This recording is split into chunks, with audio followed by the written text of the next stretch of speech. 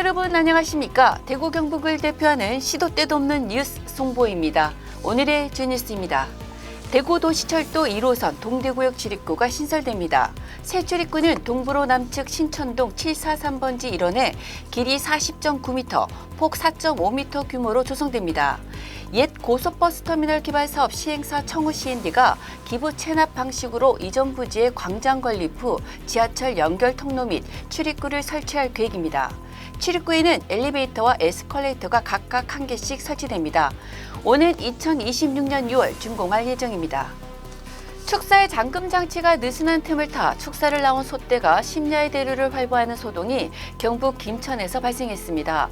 4일 오전 1시 50분쯤 20여 마리의 소가 무리를 지어 김천시 영남제일문 부근의 대류를 활보하는 광경을 지나가던 시민이 목격하고 관계기관에 신고했습니다.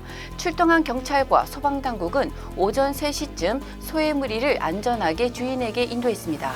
정부와 석유공사는 올해 말부터 상당량의 석유와 가스의 매장 가능성이 큰 동해 심해 시추 탐사에 나섭니다.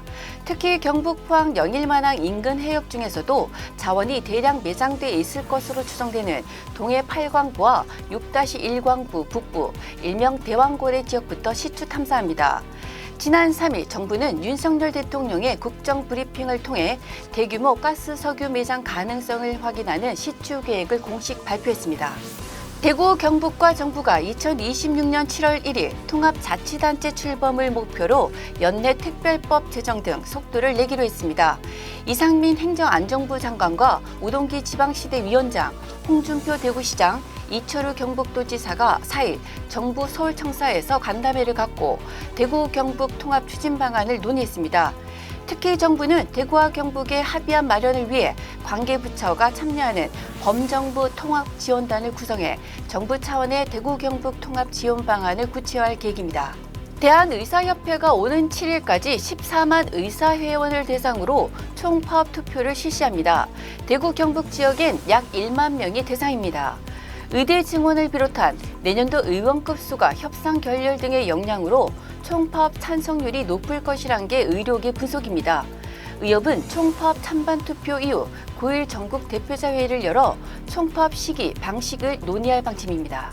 오는 25일 치러지는 제20대 경북대 총장 임명 후보자 선거에 총 9명이 출마했습니다.